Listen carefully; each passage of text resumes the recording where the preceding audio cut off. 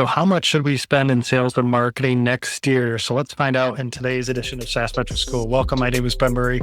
So it's the time of the year where we are planning the next year, the next budget, the next planning cycle, or whether we call it a forecast for next year. And there are a lot of great benchmarks out there. Of course, I use the SaaS benchmarks from Ray Reich at benchmarkit.ai. But sales and marketing is one where we can use those benchmarks to size up what kind of range should we be spending in sales and marketing? Of course, we have to attach ROI there. It's not just a percent of spend, but we have to look at that ROI for every dollar that goes into sales and marketing, what comes out in the form of net new ARR. But let's take a look at some of the stats here, some of the benchmarks for sales and marketing sizing. So looking at the latest survey data for the entire SaaS population, raised data, the median spend in sales and marketing as a percent of revenue was 34%. Top quartile. Now, this is where it gets tricky because usually lower spend is good. But in sales and marketing, of course, if we are growing and that's efficient spend in sales and marketing that's producing a lot of net new ARR, well, we want to continue to invest in sales and marketing. So this is one where we do want to spend more in sales and marketing if there is proven ROI. So at the top quartile, well, let's just say at the other quartile ranges, on the low spend side, it's 21% of revenue that we're spending in sales and marketing. And on the high side, 47%. So 47, 34, and 21 for the total SaaS population. Now, aggregate benchmarks are dangerous to our SaaS health. I like to benchmark my SaaS clients and help my students based on ACV and also ARR size. So there's certain metrics, for example, CAC payback, that I'm going to benchmark based on ACV and not on company size, and others where I'm going to benchmark based on company side. And as a percent of revenue, these are ones that I like to benchmark based on company size. So if we look at revenue sizes in the 1 to 5 million revenue range, companies are spending anywhere from 68 to 27% in sales and marketing, median spend at 36%.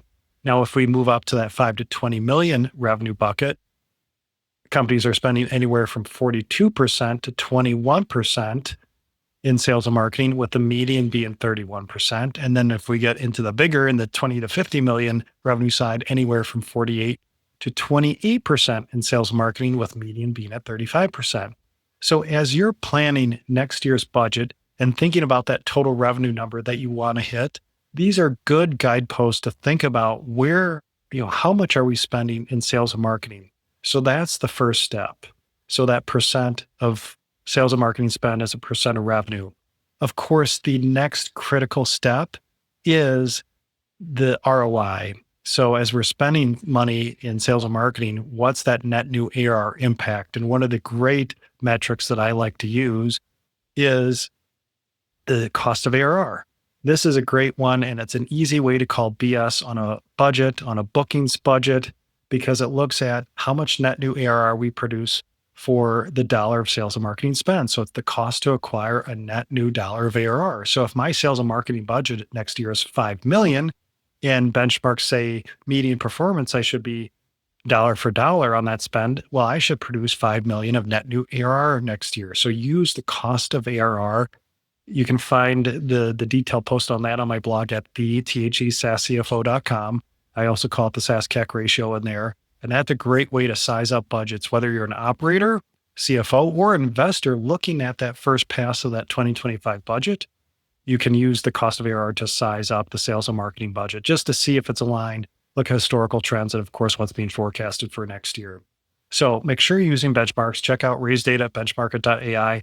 Definitely use the cost of ARR metric to determine if we have efficient spend in that total sales and marketing bucket. And then again, it's a great way to sanity check your budget when looking at the net new ARR that's being forecasted for next year against that sales and marketing spend. So a few tips, tricks of the trade to figure out to kind of size where your sales and marketing spend should be next year.